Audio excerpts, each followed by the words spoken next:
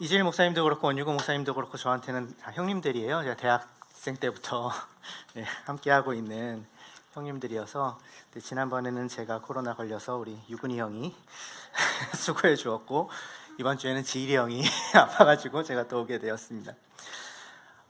이렇게 또 만나 뵙게 돼서 반갑습니다. 소개받은 대로 저는 이제 더불함께 교회에서 퇴사되었고요. 이제 작은이들의 교회 대표 목사 역할을 이제 이번 달부터 사실은 행정적으로 또 교적으로서도 그렇고 직장으로서도 그렇고 이게 좀 시작을 하게 되었습니다. 재작년 11월 달에 이제 그러니까 지난번 순회 설교 말고 그 전 순회 설교 때 제가 와서 여러분들에게 이제 새로운 교회를 좀 꿈꾸고 있습니다. 이런 얘기들 좀 나눴었는데요. 교회 소개 잠깐만 해드릴게요. 저희 교회의 이름은 이미 소개받으신 대로 나들목 네트워크 작은이들의 교회입니다.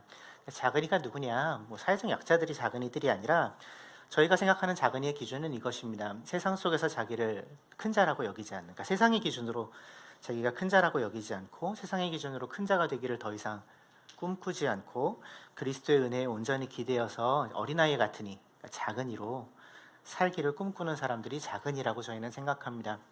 예수님 분명하게 말씀하셨죠. 하나님 나라가 이런 사람들의 것이라고요. 또 작은아이, 어린아이 같이 되지 않으면 그 나라에 들어갈 수 없다고 분명하게 말씀하셨죠.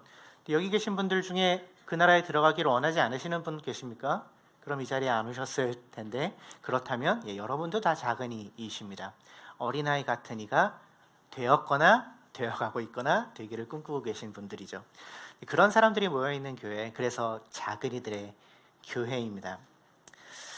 결국 저희가 새롭게 시작하려고 하는 교회는 완전히 새로운 그런 교회가 아니라 나들목이 그동안 꿈꿔왔던 교회예요. 그런 교회를 더 구체적으로 더 선명하게 세워갈 수 있으면 좋겠다라는 꿈을 꾸고 있습니다. 그래서 두 가지를 좀 집중하려고 하는데요. 이제 그동안 20년 동안 나들목은 가정교회가 교회라고 이제 얘기하면서 그동안 왔잖아요. 이제 가정교회가 교회다라는 말이 실제로 현실이 되면 어떤 모습이 될까? 이제 좀 다른 모습들이 있을 수 있을 것 같거든요. 이따가 조금 더 자세하게 말씀드릴게요. 그래서 이런 좀 교회가 되었으면 좋겠다라는 꿈을 꾸고 있고요. 또 하나는 조금 더 참여적이고 공동체적인 주일 예배 형식을 좀 계속 개발해내는 역할을 해야 되겠다. 이게 지금 이 시대에 좀 필요한 일인 것 같은데 이거를 건들기를 굉장히 힘들어해요. 큰 교회는 커서 힘들어하고 작은 교회는 작아서 힘들어하고 또 나들목이 가지고 있는 그동안 찾는 이와 함께하는 예배라는 형식이 이런 좀 이렇게 한 200명 이렇게 모여있는 200명, 300명 또는 저희 더불함께 교회처럼 6, 700명 모이는 교회에서는 상당히 유효한 형식일 수 있겠지만 저희 작은이들의 교회는 지금 하늘가족 숫자로는 한 30명 정도거든요. 그러니까 찾느냐 함께하는 예배 지금과 같은 형식으로 드릴 수는 없어요. 근데 그렇다면 그 정도 규모의 교회에서 또 앞으로 이 정도 규모의 교회들이 계속해서 좀 다양성을 가지고 생겨날 거라고 생각하는데 좀 적용할 수 있는 이 시대에 맞는 아주 전통적인 그런 예배 형식이 아닌 지금 이 시대에 좀 필요한 예배 형식을 어떻게 좀 만들어낼 수 있을까를 고민할 그룹이 필요하겠는데 이걸 좀 실험하고 좀 만들어낼 그룹이 필요하겠는데 근데 그걸 할 수 있는 그룹이 한국 교회에 그렇게 많지는 않겠는데 우리가 한번 해보자 이제 이런 마음으로 주일 예배 형식을 좀 새롭게 개발하고 있습니다. 이따가 이것도 좀 자세하게 말씀을 드리겠습니다.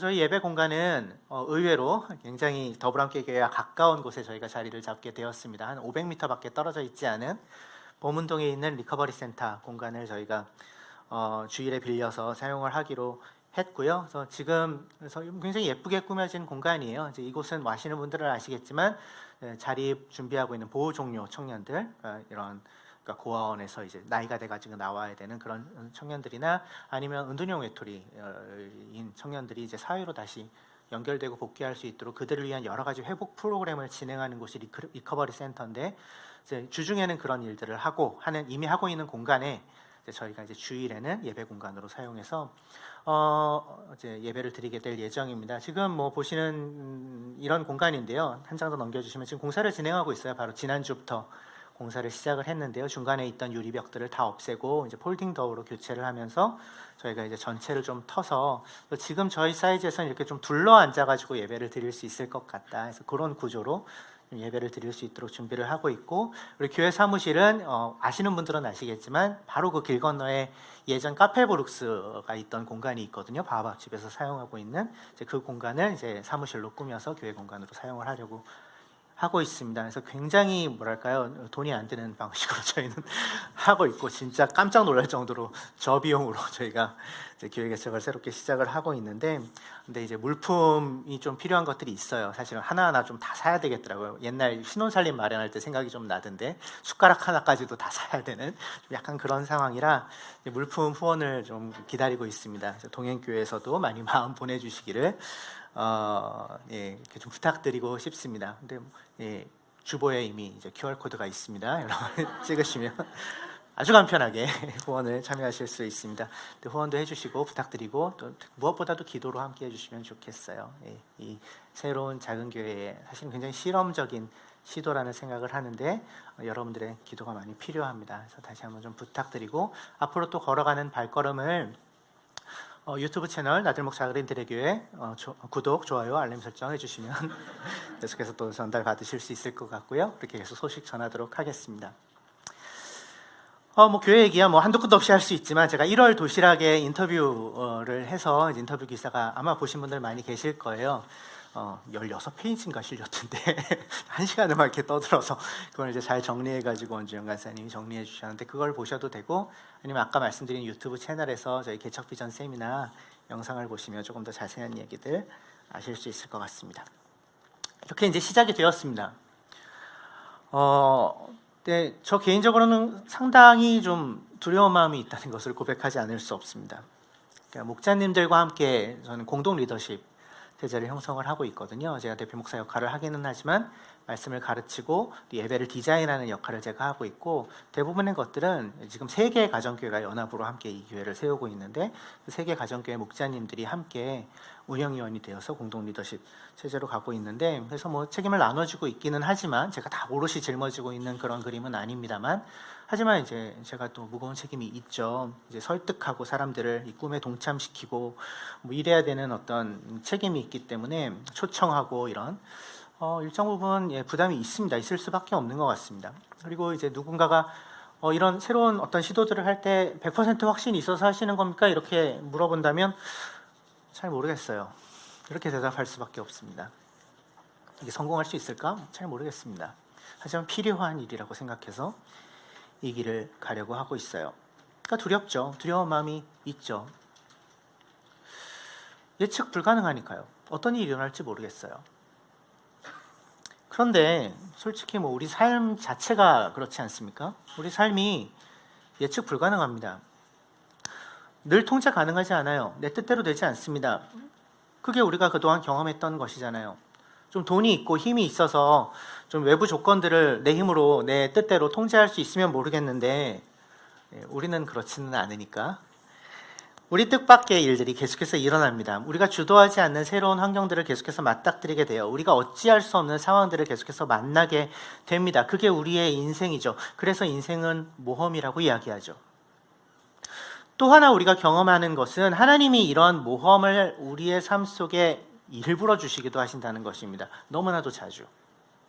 그 모험을 통해서 하나님을 더 의지하게 하시고 알아가게 하시고 그분을 닮아 성장하게 하시는 그분의 이끄심을 그동안 우리가 많이 경험했죠. 각자의 삶에서 경험하셨을 거라고 생각하고 앞으로도 더 경험할 것입니다. 내 뜻대로 내 인생이 앞으로도 흘러가지 않을 거예요. 지금까지도 그랬지만. 중요한 것은 뭐예요? 그런데 그게 우리에게 더 유익해요. 언제요? 그 길을 함께 걷고 계신 하나님께 우리가 집중하고 있으면요. 우리를 그리스도를 닮은 발걸음으로 이끌어 가실 그분의 의지를 믿으면요.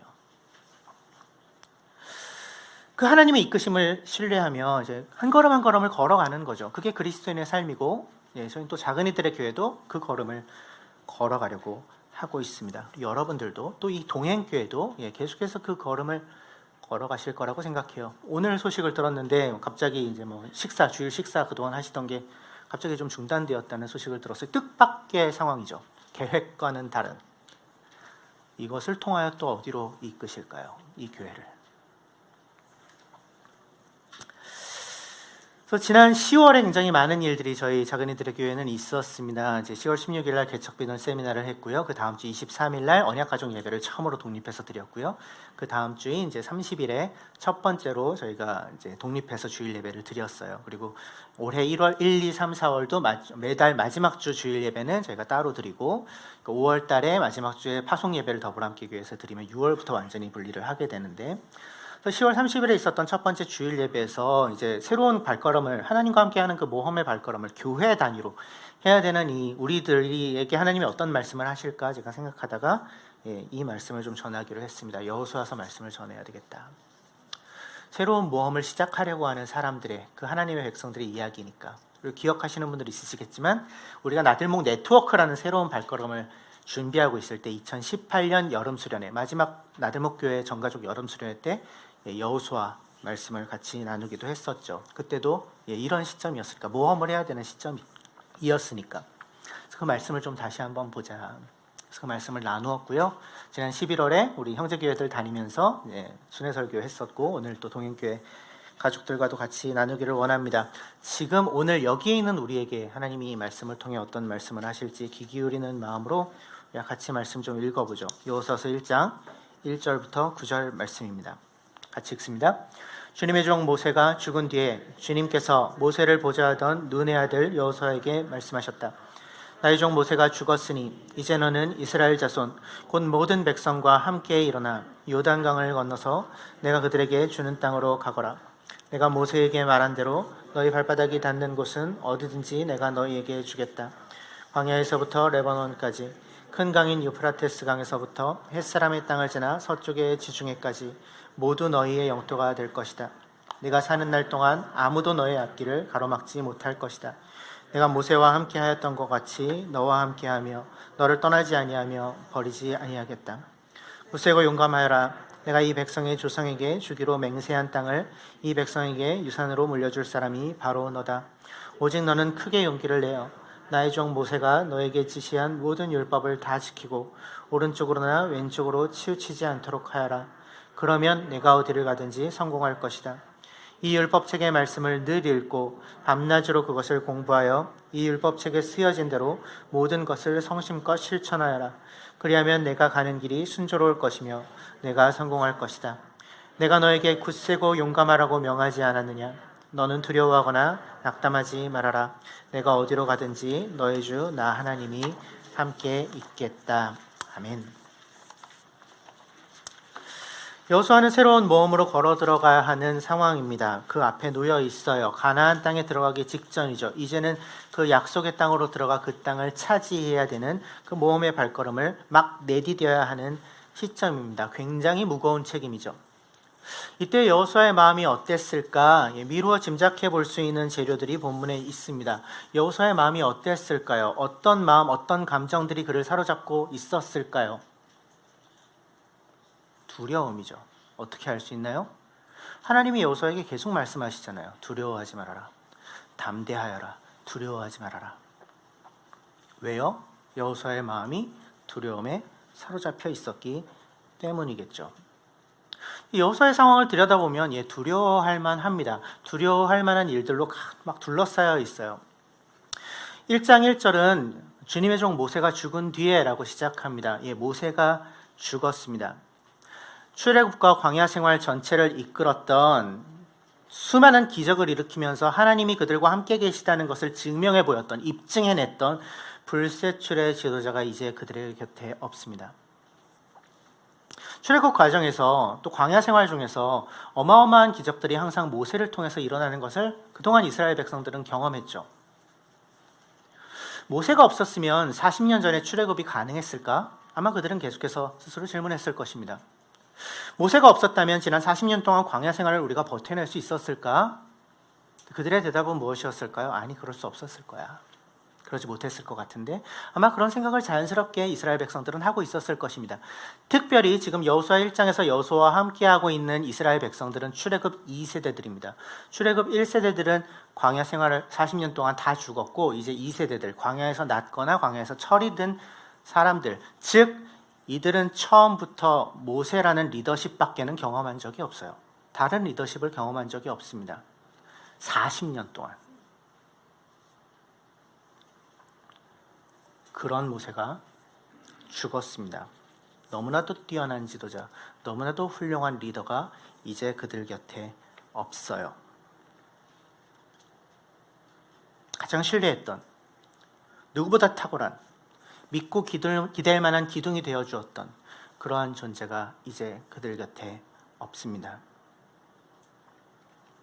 여호수아가 대면하고 있는 상황은 이런 상황입니다. 백성들도 그렇게 믿고 기댈 만한 기둥이 되어주었던 모세가 잃어버린 상황, 그리고 여호수아 개인에게도 그가 지난 세월 동안 가까이서 모시며 지켜봐왔던 뛰어난 지도자를 잃어버린 상황이죠. 내가 믿고 기댈 만한 존재, 이게 없으면 안 될 것 같은데 생각하고 있는 것, 상실입니다. 내가 의지하던 것이 상실되었을 때, 그때 우리는 어떤 감정을 느끼죠? 두려움을 느끼죠. 여러분에겐 그것이 무엇입니까? 돈일 수도 있고요, 지위일 수도 있고요, 명예일 수도 있고요, 사람들일 수도 있고요, 때로는 꿈일 수도 있고요. 내가 꿈꾸고 있는 것인데 더 이상 그 꿈을 내가 꿀 수 없겠구나, 이런 순간들. 또는 공동체일 수도 있습니다. 때로는 그것이 무엇이든지 그게 없으면 내가 해낼 수 없을 것 같은데, 이게 없으면 살 수 없을 것 같은데 라고 내가 느끼는 그것이 나에게서 없어지는 순간을 우리도 경험하고는 하고요. 그때 우리는 두려움에 사로잡힙니다. 매우 자연스러운 감정이죠. 또 여호수아는 어떤 상황 가운데 있습니까? 현실의 무게가 그를 압도해 오고 있습니다. 그가 지금부터 치러야 하는 가나안 땅 정복전쟁의 그 가나안 땅은 강대한 민족이 사는 땅입니다. 거대한 성읍들이 건축되어 있습니다. 우수한 무기를 그들은 가지고 있어요. 최신 무기들을 가지고 있습니다. 민수기 13장과 14장에서는 여호수아 1장보다 40년 전 상황을 이야기해 주고 있는데, 가데스 바네아라는 곳에서 이스라엘이 12명의 정탐꾼을 가나안 땅으로 파견하는 이야기가 있습니다. 그래서 그때 12명의 정탐꾼이 각 지파를 대표해서 한 사람씩, 각 지파마다 한 사람씩 총 12명의 정탐꾼, 그래서 이때 에브라임 지파를 대표하면서 여호수아, 유다 지파를 대표하는 갈렙이 12명 중에 함께하고 있었는데요. 그들이 가서 그 땅을 탐지하고 돌아와서 했던 보고가 여기 강의 안에 나와 있는 것입니다. 그 땅에 살고 있는 백성들은 강대합니다. 성읍들이 견고합니다. 그럼 매우 큽니다. 안악 자손들도 살고 있던데요. 거인족인데요. 못 이길 것 같아요. 우리가 보기에도 그들 앞에서 메뚜기 같았고요. 그들 보기에도 그랬을 거예요. 못 이겨요. 절대 못 이겨요.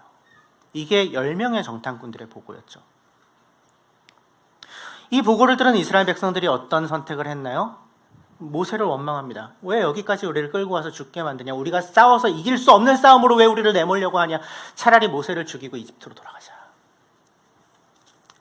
하나님이 거기에 분노하시고 결국 그들은 그 반역을 막 일으키려고 했었던 출애굽 1세대들이 모두 다 광야에서 죽을 때까지 40년을 광야 생활을 할 수밖에 없게 되죠. 자, 이제 40년이 지났습니다. 1세대들은 다 죽고 이제 2세대들과 함께 가나안 땅으로 들어가야 합니다. 그런데 그가 마주하고 있는 현실이 바뀌었나요? 여호수아는 지금 이때 상황에서 그 땅을 직접 보고 돌아온, 그 거인 족속을 보고 돌아온, 그 거대한 성읍을 보고 돌아온 유이한 인물입니다. 여호수아와 갈렙 두 사람밖에는 살아남아 있지 않아요. 그는 눈으로 봤습니다. 그 강대한 백성을, 그 민족을. 물론 40년 전 그는 담대하게 고백했습니다. 하나님이 그들을 우리에게 맡겨주시면 그들은 우리의 밥입니다. 이길 수 있습니다. 라고 백성들을 설득하기 위해서 애썼던 그지만 40년이 지나고 이제 그때만큼 힘이 남아있지 않고 이제는 그때만큼 뭔가 혈기가 있지 않은 이때의 여호수아는 어땠을까요? 여전히 거대한 현실의 무게가 그를 압도해 올 때 두려웠을 것입니다.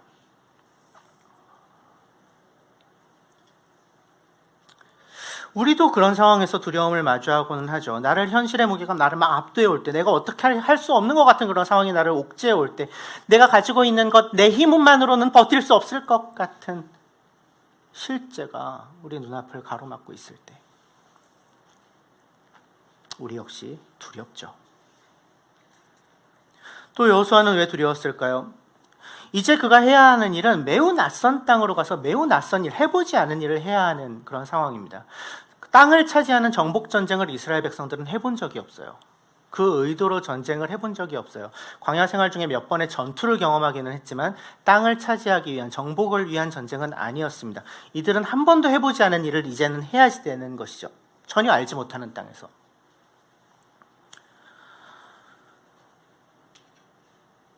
이런 낯선 상황 속에서 해보지 않은 일을 하는 것은 항상 우리를 두렵게 만듭니다. 나에게 익숙하고 내가 늘 그냥 잘 해낼 수 있는 일, 그런 일들은 우리를 두렵게 하지 않지만요, 내가 해보지 않은 일들을 매우 낯선 상황에서 해야 될 때, 그런데 해야 돼요. 해내야 돼. 우리도 역시 두렵죠. 여호수아도 그랬을 것입니다.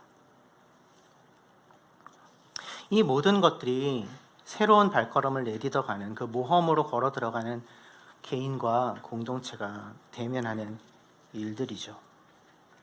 두려움이라는 감정 말입니다. 모두에게 마찬가지입니다. 하나님을 알든 알지 못하든 모두에게 인생이 모험이기 때문에, 모두에게 인생이 예측 불가능하기 때문에 모두가 그 두려움에 사로잡혀서 삶을 살아가고는 합니다. 우리도 크게 다르지 않죠. 하지만 하나님을 아는 사람들, 그분을 의지하는 사람들, 그분께 주목하는 사람들에게는 하나님이 허락하시는 특권이 있습니다. 그 두려움들 이겨낼 수 있는 특권이요, 그 두려움에도 불구하고 뚫고 지나갈 수 있는 힘을 얻어내는 그러한 특권 말이죠. 하나님께 귀를 기울이는 사람들만 누릴 수 있는 특권들입니다. 하나님이 무엇을 주십니까? 하나님이 두려움을 이겨낼 수 있는 이유를 주십니다. 여호수아에게 하나님이 반복해서 말씀하세요. 6절 굳세고 용감하여라. 7절 용기를 내어라. 그리고 두려워하거나 낙담하지 말아라. 9절에서 그러니까 두려워하지 말아라. 용기를 내라. 용감해라. 무슨 얘기를 하고 계신 거예요? 격려하고 계신 겁니다. 응원하고 계신 겁니다. 힘을 내. 할 수 있어 라는 얘기를 하고 계신 거예요. 그런데 진짜 두려운 상황 속에서, 진짜 불안한 상황 속에서 내가 막 못할 것 같다는 그런 두려움에 나를 사로잡고 있을 때 옆에서 누가 와서 힘내, 넌 할 수 있어, 이런 얘기를 하면 힘이 나나요? 그럼 힘이 나시던가요? 뭐가 나죠? 대신에? 힘이 나는 대신에 화가 나죠. 욕이 나오죠. 네가 뭘 한다고 지금 이러고는 하죠. 그러니까 격려와 응원 자체만으로 우리는 힘을 낼 수가 없습니다. 실제로. 그래서 이거는 누군가를 격려할 때도 꼭 기억하셔야지 되는 거예요. 힘내, 할 수 있어. 그 말로는 그 사람에게 힘을 북돋아 줄 수 없어요. 뭐가 필요해요? 정말 힘을 북돋아 주려면, 정말 용기를 주려면 힘을 낼 수 있는 이유를 줘야 돼요. 힘을 낼 수 있는 이유, 용기를 낼 수 있는 이유, 그게 필요합니다. 힘내라는 말이 아니고. 근데 그 이유를 하나님이 여호수아에게도 주십니다. 무엇일까요? 내가입니다. 가장 많이 반복되고 있는 단어, 내가. 내가 그들에게 주는, 내가 말한 대로, 내가 주겠다, 내가 함께하겠다, 내가 주기로 한 땅, 내가 굳세고 용감하라고 말하지 않았느냐? 하나님이 말씀하십니다. 무슨 얘기를 하시는 거예요? 하나님이 이루시겠다는 말씀을 하고 계시는 것입니다. 여호수아에게 그가 대면하고 있는 그 두려움이 가득한 상황 속에서 결국 이 일을 계획하고 주도하고 이뤄내시는 분이 하나님이시라고, 내가 그 일을 하겠다고, 내가 지금 그 일을 하고 있다고 말씀하고 계신 것입니다. 결국 그 하나님께 주목하는 것만이 우리가 두려움을 이겨낼 수 있는 비결이 됩니다. 하나님이 살아계시고 지금도 역사하고 계시고 무슨 일이 일어나든지 그것과 상관없이, 나의 어떠함과 상관없이 그분의 계획이 틀림없이 이루어지고야 만다라는 믿음이 있다면 그제서야 용기를 낼 수 있습니다. 그제서야 두려움을 이길 수 있습니다. 하나님이 하신다, 그분이 이루신다라는 믿음이 있다면 말이죠. 여기서 우리는 우리 스스로에게 질문을 좀 던지게 됩니다. 나의 두려움의 정체는 무엇인가? 라는 질문입니다. 나는 언제 두려워하는가? 나는 언제 두려움에 휩싸이는가? 물론 여러 가지 외부적인 상황들이 아까 저 얘기했던 것처럼 막 의도할 수 없는, 예측할 수 없는 이런 상황들을 엄습해오는 현실의 무게, 낯선 일들을 할 때 이런 게 우리를 두렵게 하지만, 사실 진짜 우리를 두렵게 만드는 것은, 그 핵심에는 내가 있어요. 나 자신. 나와 상관없는 일이 우리를 두렵게 하지 않습니다. 내가 무언가를 해내야 된다고 생각할 때, 내가 무언가를 얻어야 된다고 생각할 때, 내가 성공해야 된다고, 나의 능력으로 그것을 해야 된다고, 나의 어떠함으로 그것을 이루어야 된다고 우리의 시선과 생각과 마음이 나 자신에게 집중되어 있을 때 사실은 두려움이 우리를 찾아옵니다. 못하면 어떡하지? 결국은 내가 실패할까 봐 두려운 것이죠. 내가 죽을까 봐, 내가 무시당할까 봐.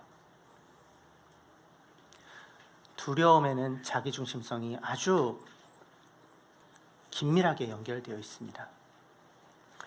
그렇다면 두려움으로부터 우리가 자유할 수 있는 것은 마치 죄로부터 우리가 자유할 수 있는 일이, 그 자기중심성으로부터 우리가 자유할 수 있는 일이 유일한 하나의 방법인 것처럼 두려움으로부터 우리가 자유할 수 있는 방법도 분명합니다. 나에게 집중되어 있는 내 생각과 내 마음과 내 시선을 하나님께로 돌릴 때, 그때에 비로소 우리는 두려움을 이겨낼 수 있습니다. 유일한 방법입니다.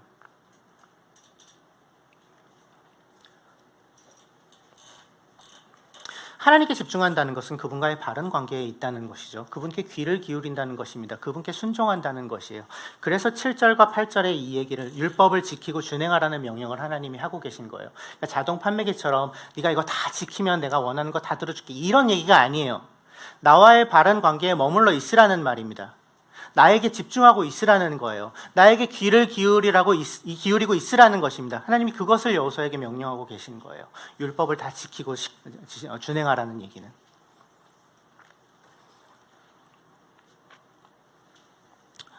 이렇게 하나님을 다시 발견하고 그분께 주목하고 그분과의 바른 관계에 머물러 있는 이들, 즉 두려움을 이길 수 있는 비결을 얻어낸 이들에게 하나님은 약속을 주십니다. 이 길 위에서 계속해서 이루어지는 것을 확인하게 되는 그러한 약속이죠. 하나님이 여호수아에게 무엇을 약속하시죠? 내가 너와 함께 하겠다 약속하십니다. 함께하며 떠나지 아니하며 버리지 아니하겠다. 5절 함께 있겠다 하나님이 약속하세요. 내가 너와 함께 하겠다.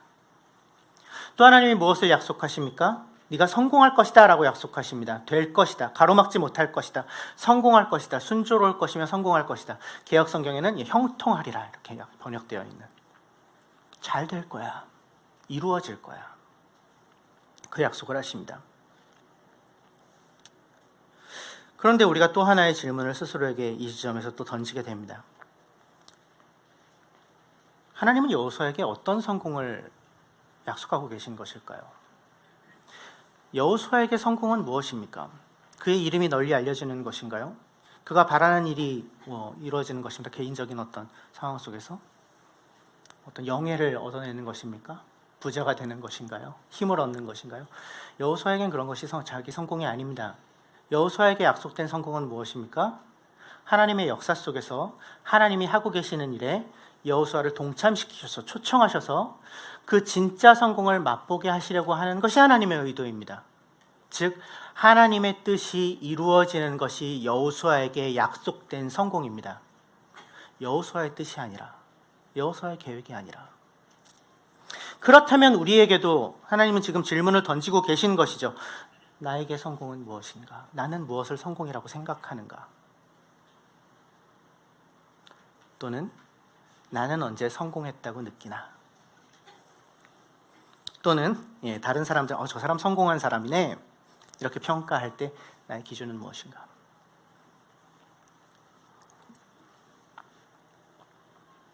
여러분의 기준은 무엇인가요? 무엇이 여러분이 꿈꾸고 계신 성공입니까? 다른 사람들이 성공한 사람이라고 평가할 때 여러분들의 기준은 무엇인가요?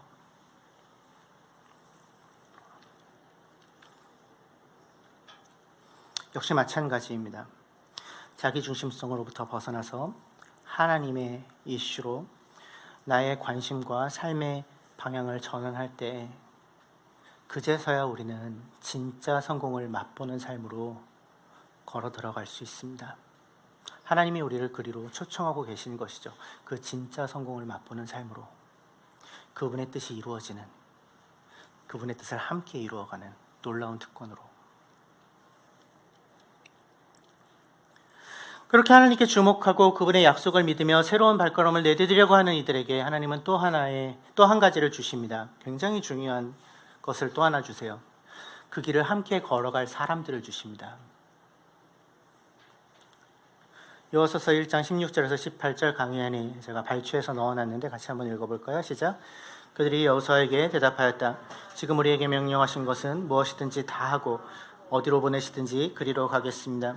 오직 주 하나님이 모세와 함께 계셨던 것과 같이 여호수아 어른과도 함께 계시기만 바랍니다. 여호수아 어른께서는 오직 굳세고 용감하시기를 바랍니다. 이 이야기를 지금 하고 있는 사람은 그러니까 이스라엘의 두 지파 반의 지도자들입니다. 요단 동편에 먼저 자기들의 땅을 받은 지파들이에요. 그러니까 요단 동편은 약속의 땅이 아니에요. 요단 서쪽 땅, 지중해와 요단강 사이에 자리 잡고 있는 땅이 약속의 땅인데, 근데 요단강을 건너기 전에 이미 모세 시대 때 요단 동편에서 이제 땅을 얻게 됐어요. 우연히 얻게 됐어요. 그걸 차지하려고 싸운 게 아니었는데 그 땅에 사는 백성들이 싸움을 걸어와서 싸우다 보니까 어쩌다 보니까 얻게 된 땅이 있었어요. 근데 그 땅이 좋아 보이니까 이스라엘 12지파 중에 두 지파 반이 우리는 여기에 우리 좀 자리 잡겠습니다. 허락해 주십시오라고 모세에게 요청합니다. 모세가 화를 내요. 야, 지금부터 약속의 땅에 우리가 들어가야 되는데 그 전쟁을 해야 되는데 그럼 너희는 그 전쟁에서 빠지겠다는 얘기냐? 너희 형제들은 어떻게 되든가 상관없이 너네는 그냥 여기서 잘 먹고 잘 살겠다는 얘기냐? 화를 냅니다. 근데 그때 이 두 지파 반의 지도자가 모세에게 아닙니다. 저희가 싸움을 피하겠다는 것이 아니라 오히려 여기에 저희 가족들과 저희 재산들을 다 남겨놓고 앞장서서 선봉이 되어서 그 싸움을 함께 하겠습니다. 그리고 우리 형제 지파들이 모두 자기의 땅을 받게 된 다음에 그 싸움을 모두 마친 다음에 돌아와서 저희가 이 땅에 머무르겠습니다. 이렇게 그러니까 허락해 주십시오 이렇게 요청하고 모세가 그제서야 그 제안을 수용합니다. 이게 40년 전에 있었던 얘기고 여호수아가 이 두 지파 반의 지도자들을 불러서 얘기해요. 그래서 이제 전쟁을 시작해야 됩니다. 당신들 했던 약속을 지키세요. 40년 전은 아니군요. 예, 얼마 전에 수년 전에 당신 그때 했던 약속을 지키세요. 모세에게 했던 그 약속을 지키세요. 선봉이 되겠다고 약속했으니 이제 준비하세요. 라고 말하자 그들이 여호수아에게 하는 대답이 이제 방금 우리가 읽었던 이 부분입니다. 무슨 얘기를 하고 있어요? 지금 우리가 명령하신 것은 다 하고 어디로 보내신지 그리고 하겠습니다. 무슨 얘기입니까? 우리가 함께 하겠습니다. 우리가 함께 하겠습니다. 또 무슨 얘기를 해요? 주님이 당신과 함께 하시기를 바랍니다. 이 얘기를 하고요. 또 무슨 얘기를 해요? 굳세고 용감하십시오 얘기합니다. 내가 너와 함께 하겠다. 굳세고 용감하여라. 어디서 들어본 얘기인데? 누가 했던 얘기죠? 하나님이 여호수아에게 이미 하셨던 이야기죠. 내가 너와 함께 하겠다. 굳세고 용감하여라. 똑같은 이야기를 이 백성들의 두 지파 반의 지도자들의 입을 통해 하나님이 여호수아에게 다시 한번 들려주고 계신 겁니다. 아마 여호수아는 깜짝 놀랐을 거예요. 하나님이 나에게 하신 말씀인데 이 사람들이 그걸 알 리가 없는데 똑같은 얘기를 하네. 하나님이 나에게 다시 한번 확인시켜 주시는구나. 이 사람들을 통하여.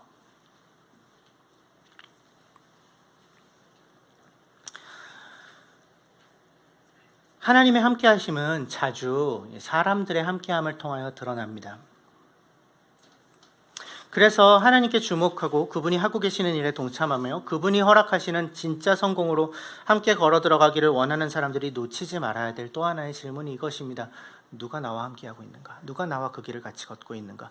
누가 나에게 하나님의 약속을 다시 한번 확인시켜주고 있는가? 동시에 그 약속이 이루어지는 그 과정을 함께 걸어가 주는가? 같이 싸워주는가? 만약 내 옆에 그런 사람들이 없다면, 전혀 없다면 어쩌면 내가 걸으려고 하는 길은 하나님이 나에게 주시는 길이 아닐 수도 있습니다. 어쩌면.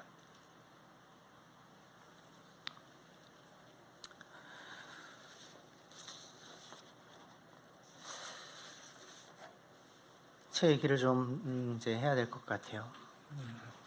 저의 상황 속에서 재작년 7월에 2021년 7월에 이제 더불어함께교회에서 분립개척하는 방향으로 좀 중장기적인 계획을 잡아보자 이런 이 제안을 이제 들었어요. 그리고 원래부터 저는 언젠가는 작은 교회를 해야지 이제 이런 생각이 있었기 때문에 내가 얼굴과 이름을 외울 수 있는 그들의 삶을 어느 정도 들여다볼 수 있는 사람들과 같이 말씀 나누면서 살 수 있으면 참 행복하겠다 나중에 주님 앞에 갔을 때 주님이 너 뭐 하다 왔냐고 물어보시면 저 누구 사랑하고 그들과 같이 살다가 왔다고 그렇게 얘기할 수 있으면 참 좋겠다. 한 100명쯤 그 이름을 얘기할 수 있으면 좋겠다. 감히 그분 앞에 자신 있게.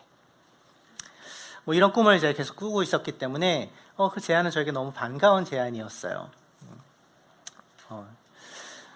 그리고 나서 이제 뭐 계획을 하기 시작했어요. 저 나름대로의 어떤 계획을 하고 있었습니다. 그러니까 지난번 이제 5교회로 나눠질 때 그 분립 과정이 여러분도 뭐 잘 아시겠지만 이제 지역을 중심으로 이루어졌잖아요. 각 지역의 권역 교회를 세우는 방식으로 이루어졌어요. 그래서 서울 동북부 지역에 교회를 세우고자 하니 함께 하실 분들 사인하세요 해서 사인하신 분들이 이 자리에 많이 계시죠. 그런 식으로 우리 교회들이 나눠졌습니다. 그래서 저도 그래서 나도 그러면 또 하나의 지역에, 그러니까 비어 있는 땅에 깃발을 꼽고 거기에 또 하나의 이제 권역 교회를 세우는 게 자연스러운 방향이겠구나라고 생각했어요. 근데 더불함께 교회에서 그러면 어디에 교회를 세워야 할까요? 동북 쪽엔 여러분이 계세요. 너무 가까이 계세요. 네, 더 동쪽으로 좀 가셨으면 좋겠는데 너무 가까이 계세요. 서로 교회가 또 서쪽으로 너무 가까이 있어요. 남쪽에는 꿈꾸는 교회가 있어요. 그럼 어느 쪽으로 갈 수밖에 없어요. 더불함께 교회 입장에서는 동남쪽으로 갈 수밖에 없어요. 그래서 좀 덜 가면 광진구, 좀 더 가면 강동구, 동남쪽 방향. 아마 그쪽에 하나님이 좀 교회를, 아니면 아예 목동 뭐 이쪽인데 거기는 좀 너무 거리적으로 멀고 잘 아시다시피. 그럼 강동 이쪽 지역에 좀 동남쪽 방향에 이제 새로운 권역교회를 세우는 걸로 좀 방향을 잡아봐야 되겠다. 이제 이렇게 좀 생각을 했습니다. 그래서 그런 이 생각을 좀 지도자들과 나누고 더불함께 교회 지도자들과 나누고 뭐 이랬는데 사실 반응이 별로 좋지는 않았어요. 그쪽에 살고 있는 나들목 가족들이 별로 없거든요. 네트워크 다 합해도 한 20명이 채 안 됐었어요. 제가 그 당시에 파악했을 때. 그러니까 새로운 권역교회를 세우기에는 너무 택도 없이 적은 숫자고 이게 과연 되겠습니까? 안 될 것 같은데요. 뭐 이런 얘기들을 많이 들었습니다. 그럼에도 불구하고 저희 가정교회 식구들의 한 10명이 이제 제가 어디를 가든지 같이 가겠다고 그렇게 결정해 줬어요. 제가 뭐 강요하지 않았습니다. 무조건 나랑 가야 돼 뭐 이런 식이지 않았고 나는 이런 방향으로 앞으로 가려고 하니 너네도 좀 기도해 봐라. 내가 소망하기는 너희들과 같이 새로운 교회를 세웠으면 좋겠다. 가정교회 너무나도 나는 소중하고 이 가정교회와 함께 교회를 세우는 일이 나에게 의미 있는 일이 될 것 같은데 하지만 너희가 기도해보고 결정해주면 좋겠다 이렇게 얘기를 했을 때 기도하면서 우리 가족들이 대부분 다 같이 가겠다고 결정해줬어요. 어디든 같이 가겠다고. 아무도 그쪽 안 살거든요. 저를 포함해서. 그러니까 뭐 그냥 한번 밀어붙여 봐야지 뭐 이런 생각이었는데 그러고 나서 이제 한 10월 중순쯤 이제 김영국 목사님 만나서 이제 얘기를 나누면서 이렇게 좀 방향을 잡아보려고 합니다. 이런 얘기를 했을 때 김영국 목사님이 좀 당황하시면서 야 이제 나들목 네트워크가 그런 방식으로는 교회 개척 안 할 거야 이렇게 말씀하시는 거예요.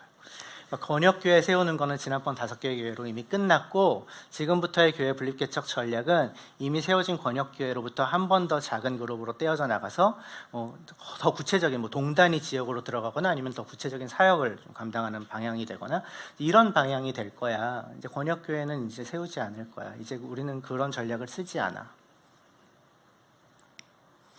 저한테는 굉장히 당황스러운 일이었어요. 왜냐하면 여러분 그냥 생각해 보세요. 저 이제 새로운 교회를 세우려고 해요 라고 했을 때 제가 어떤 질문을 제일 많이 받을 것 같으세요? 네. 그런데 지역을 중심으로 교회를 이제는 세우지 않는데요. 어떻게 해야 하죠?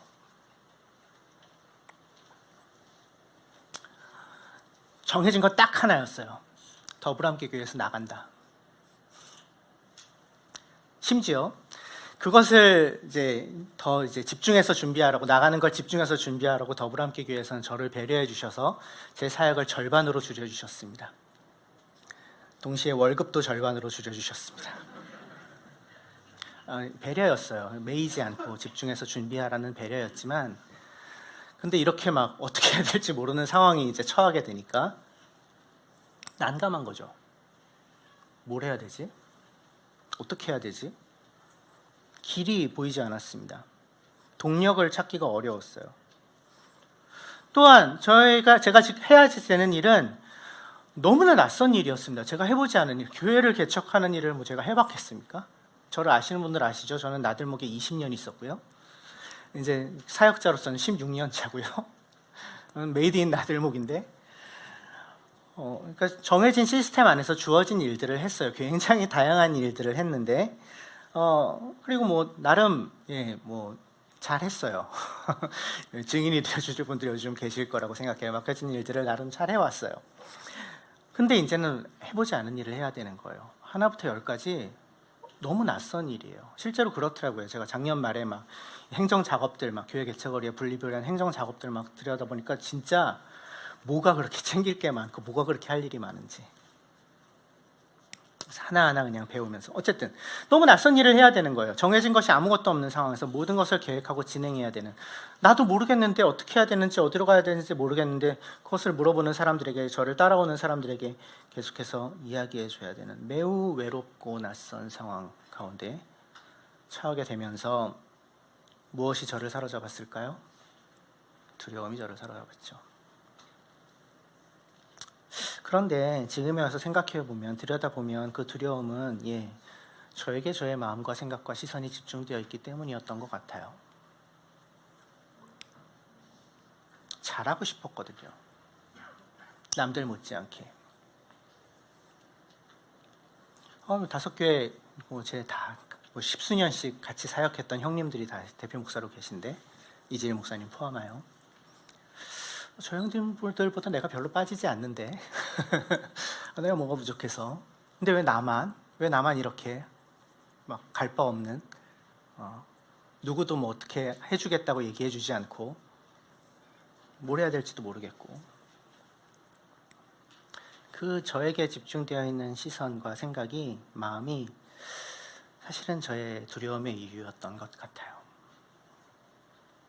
그래서 그 막막함 가운데서 기도했습니다. 한 2달을 집중해서 기도했어요. 진짜 기도밖에는 할 수 있는 게 없었어요. 주님, 도대체 뭘 어떻게 해야 합니까? 나가는 것만 정해졌는데 뭘 어떻게 해야 됩니까? 근데 그 기도 중에 하나님이 저에게 계속해서 반복적으로 주시던 마음은, 또 그걸 설교 말씀을 통해서, 또 말씀을 묵상할 때 사람들을 통해서 굉장히 여러 번 저에게 반복적으로 말씀하셨는데, 내가 너를 통해 무슨 일을 할 거야, 이거였어요. 무언가를 할 거야. 내가 너를 통해 무언가를 할 거야. 저의 첫 반응은 무엇이었을까요? 하시겠죠. 누구한테는 안 그러세요?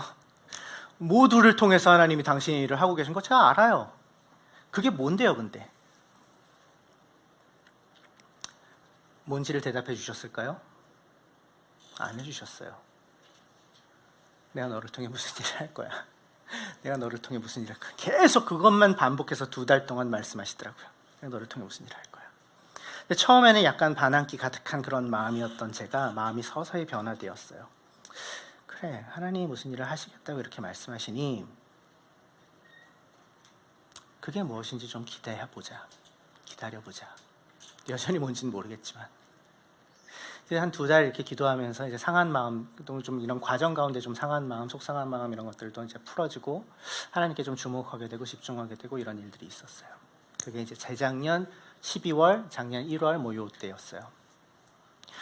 그리고 나서 2월에 김현일 목사님을 이제 우연찮게 이렇게 만나게 됐는데, 김현일 목사님이랑 이렇게 이야기를 나누면서, 그 김현일 목사님이 이제 이끌고 계시는 보문 브룩스 가정교회를 중심으로 하는 보문 공동체라고 하는 그룹이 있는데, 방학집이나 리커버리 센터 사역을 하는 식구들이 그 안에 많이 있죠. 근데 그분들은 약간 이제 새로운 좀 분립을 오랫동안 좀 생각하고 있었어요. 몇 년 동안. 왜냐하면 그들을 통해서 들어오는 찾는 이들이 이 나들목의 특유의 뭔가 세련되고 뭔가 이지적이고 이런 어떤 분위기의 예배에 잘 적응을 못하는 거예요. 어려워하고 좀 너무 우리와 다르다 이렇게 느끼고, 그래서 좀 더 이들을 잘 돌보기 위한 그런 공동체를 좀 만들어야 되겠다는 생각을 오랫동안 해오셨는데, 그러면서 이제 어떤 교회를 세우고자 하는지 이런 것들에 대한 이야기를 저희가 서로 나눴죠. 저는 저대로, 김현일 목사님, 김현일 목사님대로 그런 얘기를 나눌 때, 의외로 크게 다르지 않네? 이런 생각이 들더라고요. 의외로 크게 다르지 않네? 김현일 목사님이랑 저를 같이 아시는 분들은 아마 아실 거예요. 저희는 굉장히 다른 사람들이에요. 저는 굉장히 좀 깔끔하고 댄디하고 지적이고 뭐 이런 캐릭터라면 김혜일 목사님은 행동파죠. 나아가고 불도저처럼 밀고 나아가고 막 일을 벌리고 이런 분이죠. 너무 다른데 근데 우리가 꿈꾸는 교회가 크게 다르지 않은 거예요. 무엇보다도 가정교회가 너무 중요하다라는 것에 저의 마음이 일치했어요. 가정교회 너무너무 중요하다. 결국 가정교회의 목숨 걸을 만하다. 그래서 가정교회가 정말 교회 되게끔 하는 그런 교회를 진짜 해야지 되겠다. 그동안 우리가 이야기해왔던 그대로. 그래서 그런 교회, 그러니까 가정교회들의 자발적 연합으로 연합교회를, 새로운 교회를 이루어낼 수 있다면 그것은 굉장히 의미 있는 일이 될 수 있겠다 라는 것에 이제 저희 생각이 일치했어요. 이거 해본 적이 없거든요. 나들목에서 가정교회들의 자발적 연합으로 교회 개척했던 적 없어요. 다 알고 계실 거예요.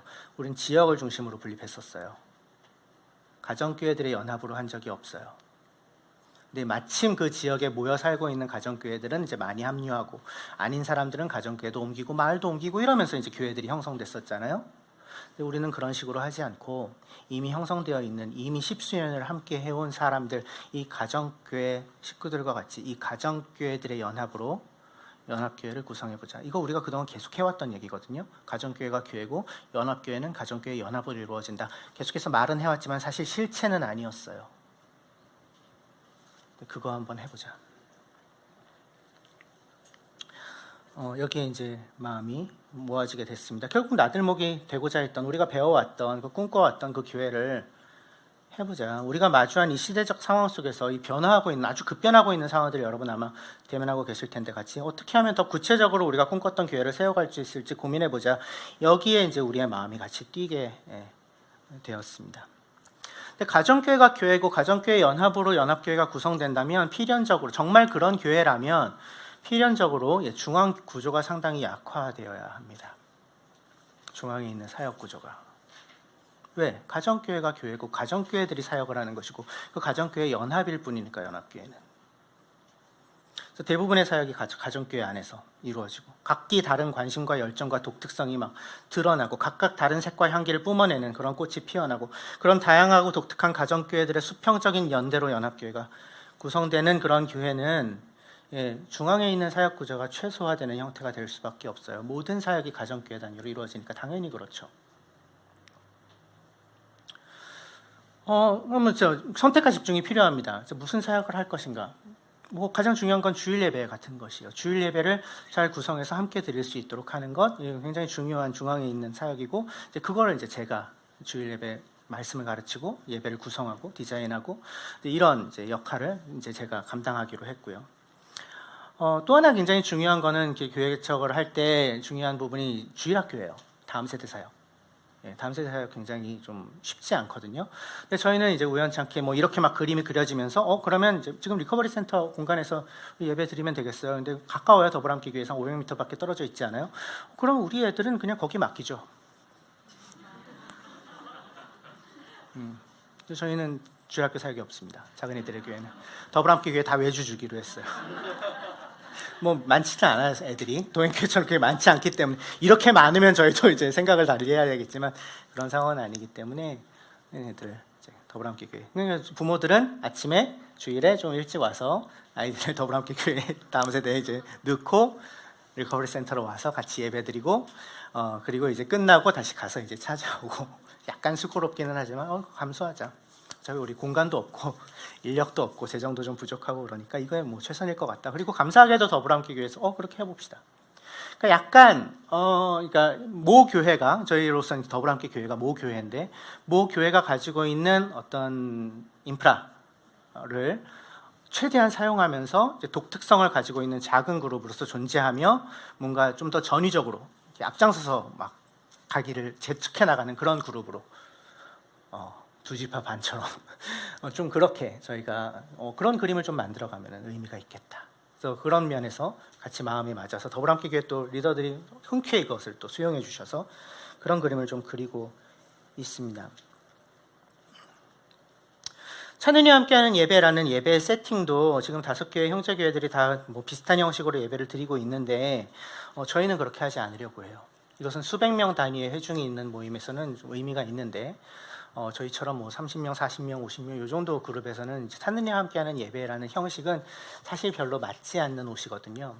근데 오히려 가정교회의 예배가 주일 예배만큼 중요한데, 오히려 저는 그것보다 더 중요한데라고 이제 얘기하고 싶은데, 오히려 가정교회 예배가 더 찬느니와 함께하는 예배가 되게 하고, 찬느니들이 언제든지 와서 함께할 수 있는, 열려 있는, 그리고 함께 공동체가 모여서 드리는 주일 예배는 좀 더 참여적이고 공동체적인, 즉 설교자의 이야기를 일방적으로 듣고 돌아가는 것에서 그치는 것이 아니라 자기가 들은 것만큼 말하고 갈 수 있는.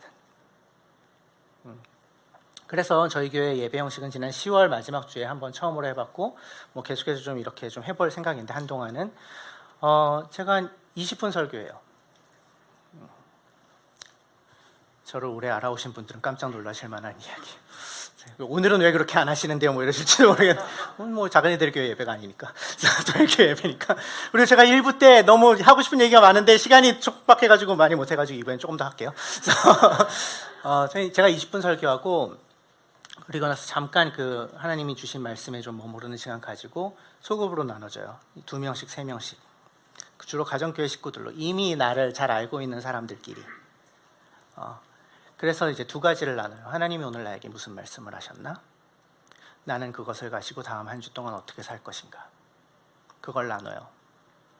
자, 그 얘기를 들은 증인이 그러면 가정교회 안에 있는 거예요. 그럼 그 다음 주 가정교회 모임 때는 어떤 이야기가 나눠질까요? 너 그때 주일 때 말씀 듣고 이렇게 살기로 했었는데 어땠어? 뭐예요? 삶으로 말씀이죠. 주일 예배를 듣고 일주일 동안 잊어버리고 살다가 가정교회 시간에서야 아차 하는, 우리 뭐 대부분 그런 패턴이잖아요. 뭐 다 알아요. 네, 그게 아니라 진짜 지켜봐주고 세워봐주고 물어봐주는 사람들과 같이 삶으로 말씀 읽기를 실제로 할 수 있겠다. 그게 한 15분 돼요. 그 시간이. 그러니까 거의 뭐 설교 시간이랑 나눔 시간이 거의 비슷한 거예요. 그리고 나서 그 그룹에 물어봐요, 제가. 자, 지금 들으신 이야기 중에서 자기 이야기 말고 지금 들은 얘기, 한 명이든 두 명이든 내가 함께 나눈 한 사람들의 이야기, 들으신 이야기 중에 혹시 우리 공동체 전체에게 하나님이 이런 마음을 주시는 것 같다라고 생각되는 얘기가 있으면 모두에게 좀 나눠주세요. 그 얘기를 그러면 이제 한두 명씩 이렇게 얘기해 주시고, 그럼 제가 그것을 이제 랩업해서 하나님 그래요. 이 형제에게는 그렇게 말씀하셨고 우리 공동체는 이렇게 좀 말씀하시는 것 같네요. 우리 여기에도 좀 잠시 머물러 봅시다. 잠깐 머무르고 기도하고 마치는 이제 이런 형식의 예배입니다. 한번 해봤더니 좋더라고요. 대부분의 이제 가족들이 생각보다 되게 좋던데요, 이렇게 반응해줘서 제가 뭐라고 했어요. 이만큼도 안 좋을 줄 알았냐고. 나는 딱 생각한 것만큼 좋더라고. 뭐 이렇게 얘기했는데. 이렇게 좀 해보려고 해요. 이게 좀 지금 시대에 맞는 것 같아요. 유튜브의 시대. 누구나 각자 자기가 하고 싶은 말을 떠들어대는. 그리고 모두가 한 개의 이야기를 듣지 않아요. 자기가 듣고 싶은 얘기를 듣죠. 그것을 찾아서 듣고 그 안에서 각자 나름의 소화해내서 삶으로 적용해내는, 이 시대에 어쩌면 좀 맞아떨어지는 부분이 있을 수 있겠다라는 생각을 하면서 앞으로 좀 계속 좀 실험을 해보려고 합니다. 작은 그룹이기 때문에 가능하고, 플러스 저희가 가정교회 중심으로 이루어진 교회이기 때문에 가능할 것 같아요. 이러한 시도들을 이렇게 좀 한계를 느끼고 있는 교회들은 꽤 많아요. 젊은 목사님들이 특히 이끄는 교회들 가운데 지금 우리의 예배 형식이 뭔가 지금 이 시대에 맞지 않는 것 같다. 게임이 바뀐 것 같다. 지금까지 우리는 축구를 하기 위해서 열심히 뛰었는데 언젠가부터 우리가 뛰고 있는 시합이 축구는 아닌 것 같다. 공으로 무언가를 해서 점수를 내는 것까지는 똑같은데 더 이상 발로 차서 골을 넣어도, 그물을 흔들어도 점수가 나지 않더라. 뭔가 게임이 바뀐 것 같다. 게임의 룰이 바뀐 것 같다. 근데 우리가 그게 무슨 게임인지 모른다. 뭐 이런 얘기를 하시는 분들이 있어요. 저도 굉장히 동감하는데, 그러면 이제 이게 뭔가, 우리는 이 룰을 어떻게 파악하고 어떻게 이들과 같이 이 경기를 해내야 되는가에 대한 고민을 할 그룹이 한국교회에 필요합니다. 나들목 네트워크에도 필요해요. 그래서 저희가 할 거예요. 저희가 하겠습니다. 먼저 앞장서서. 그래서 만약에 저는 우리 형제교회 분들 중에서도 이제 소액 후원자들이 많이 나오시기를 기대하는데, 매월 뭐 10,000원씩, 20,000원씩 그런 게 사실 제일 좋아요. 근데 장기적으로 1, 2년 하고 마시지 말고 그냥 평생 하겠다. 뭐 10,000원씩 평생 하겠다. 뭐 이런 분들 참 좋습니다. 이 실험이 가능한 오래 지속될 수 있도록, 왜냐면 뭐 아시잖아요. 작은 교회의 가장 큰 문제는 사실 재정적인 필요해요. 네, 이제 저희가 3년 동안은 나들목 네트워크에서 좀 지원을 해주시기로 해서, 나들목 네트워크와 더불함께 교회에서 지원을 해주시기로 해서 어느 정도 이게 감당이 되는데, 이제 3년 후에는 잘 모르겠어요. 네, 이후에는 물론 저희 식구들이 좀 늘어나서 이제 그럴 수도 있겠고, 어쨌든 저희는 저비용 구조이기 때문에, 중앙 사역이 굉장히 최소화되어 있으니까 저비용 구조이기 때문에 또 어떻게든 만들 수도 있겠지만, 우리 형제교회 성도님들이 후원해 주셔서 이 실험이 좀 계속해서 이어져 갈 수 있는데 함께 해주셨으면 좋겠다는 마음이 있습니다. 저는 여러분들께 제가 이 정도 부탁드릴 수 있다고 생각하거든요. 아멘이십니다. 네, 아닙니다. 네. 네. 그렇게 해서 이 길을 걷고 있습니다. 이 길을 걸을 때 저에게 가장 큰 수학은 이 길을 함께 걸어가 주는 사람들인 것 같아요.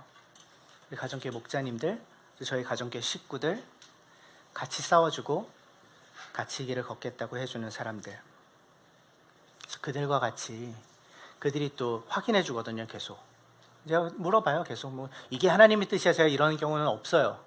저는 그런 종류의 리더십은 아니에요. 어떤 게 하나님의 뜻인지 우리가 같이 분별해 보자. 너희에게 하나님이 주시는 말씀이 있으면 언제든지 얘기해다오.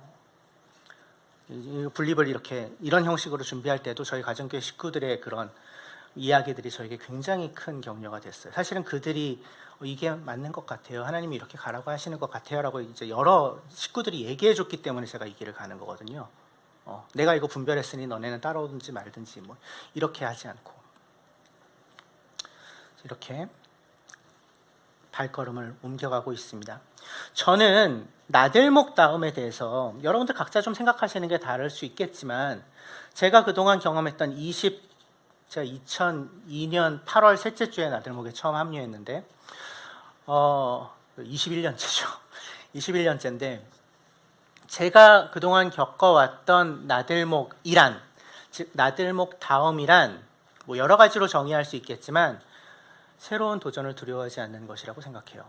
변화를 수용하는 것, 변화를 받아들이는 것.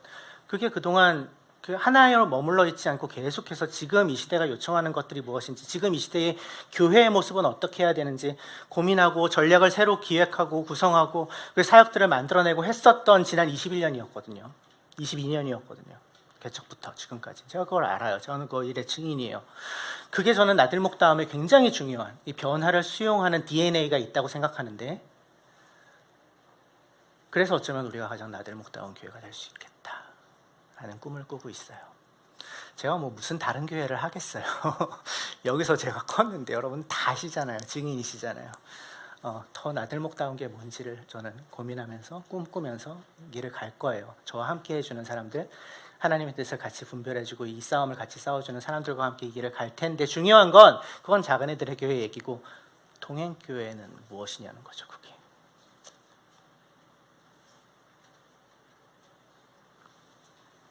하나님이 동행교회를, 교회로서 여러분들을 참여시키기 원하시는 진짜 성공은 어떤 것입니까? 단순히 성도 수가 늘어나는 것은 아닐 거예요. 조금 더 좋은 환경을 갖추는 것, 이런 것들은 아닐 거예요. 그것은 그냥 도구고 과정이죠. 있으면 좋고 없어도 괜찮은 것들이에요. 하나님이 정말 이 교회를 통해서 이루고자 하시는 당신의 계획은 어떤 것입니까? 그 진짜 성공으로 여러분들을 초청해 주고 계시다고 저는 생각해요. 그 길 위에서, 그 길을 걸을 때 모험인데 여러분들이 싸워야 할 두려움은 어떤 것입니까? 어떻게 그 두려움과 싸워내시겠습니까? 또 서로에게 어떤 존재가 되어주시겠습니까? 하나님의 뜻을 분별해주고 이야기해주고 내가 너와 함께 하겠다 이야기해주는 그런 존재가 되어서 주님이 우리를 초청하시는 그 하나님의 일하심에 동참하는 특권을, 그 진짜 성공을 이루어내는 삶을, 그렇게 더불어 함께 걸어가는 삶을 함께 살아가시기를 간절히 축복해요.